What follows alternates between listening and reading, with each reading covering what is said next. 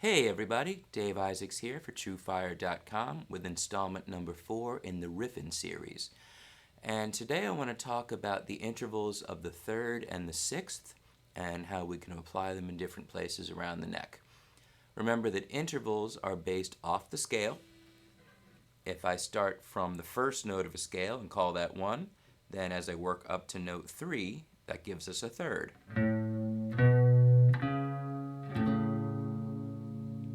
That's from a major scale. If I work from a minor scale, I get a minor third.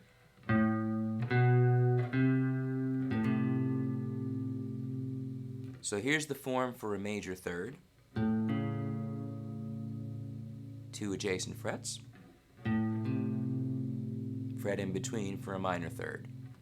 Works on the next pair. Major third, minor third.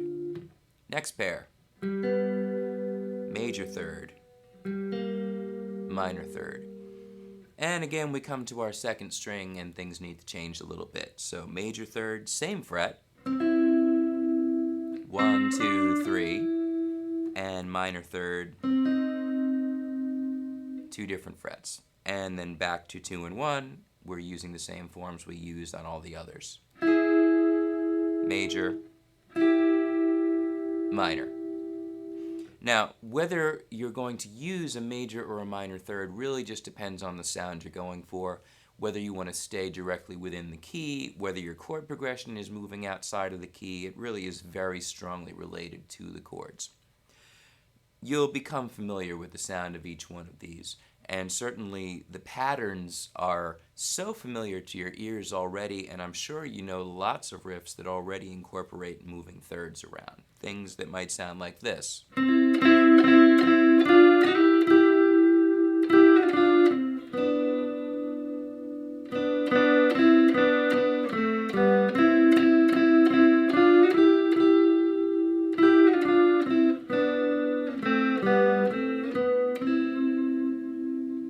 It's just harmonizing a melody, really. If I take this,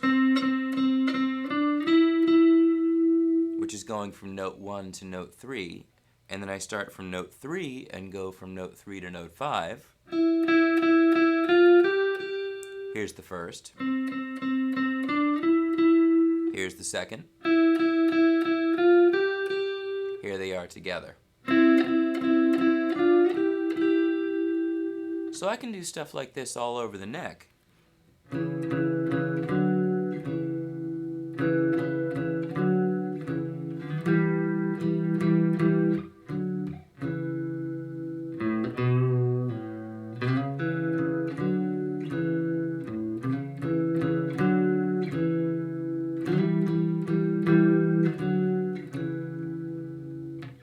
This implying a minor 5 chord, making things kind of interesting there. Here's the major.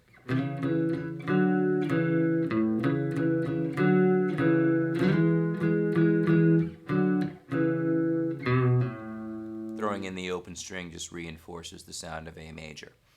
So there are your thirds, and like I said, they work all over. I'm sure you know lots of riffs that already use them, but it's important that you know what they are and how they work together. A sixth is going to operate under the same principle. The notes are further apart, so often we look to skip strings. Major sixth, 1, 2, 3, 4, 5, 6. Minor sixth. Now in this case, the fingering we use is going to depend on the scale fingering we're working from. With the minor in particular, this is another way to play a minor sixth. Notice that I'm 3 frets apart, and it works beautifully off this minor scale.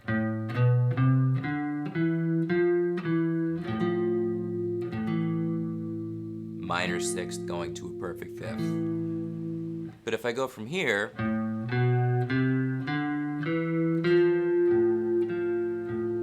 that works better. So it all depends on the context, where you're working from. But the forms themselves, as far as how you form the intervals, don't really change, just like all the others have been consistent across the neck. Major, minor, alternate minor, and then going string 5, string 3, major, minor, alternate minor,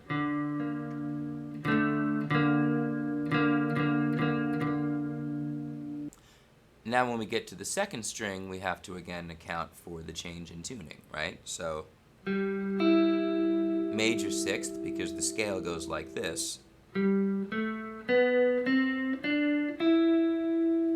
and minor sixth. That was the alternate form I was using before, and it still works nicely, but we can also do this. Major six, minor six.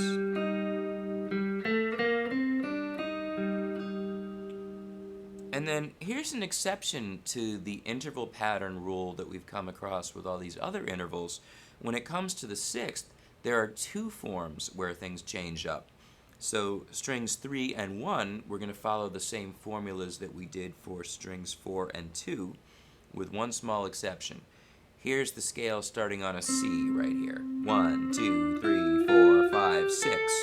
So the major sixth is the same fret, and the minor sixth, two different frets. So this fits nicely with this form of the scale.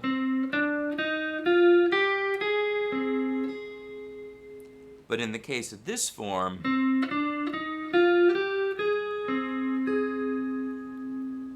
it's not crazy hard, but it is a little more awkward than doing this.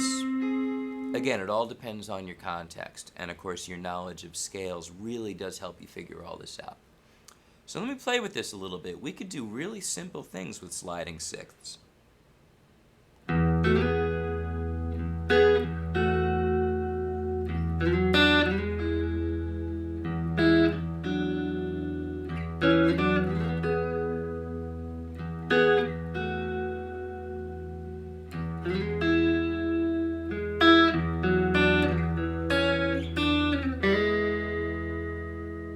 Now that used a variety of forms, the major sixth and the minor sixth, but putting it in the context of E major with that open string,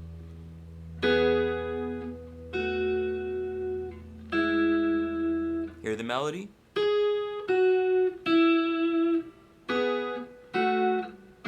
And then this implies a D chord, this implies an A chord, this again implies the E chord coming straight out of that. So I'm going to riff a little bit combining the thirds and the sixths.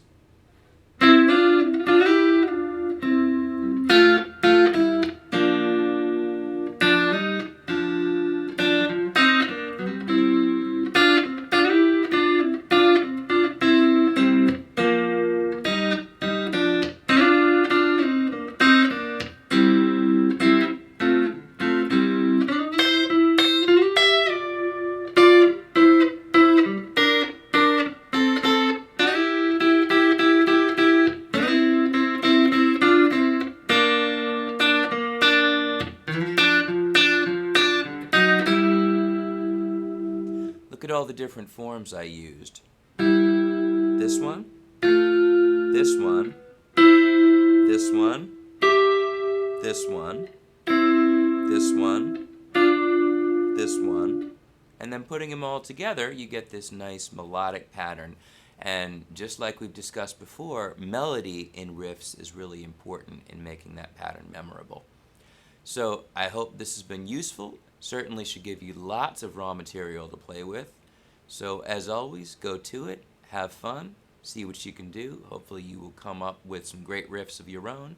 I'm Dave Isaacs. Thanks for watching.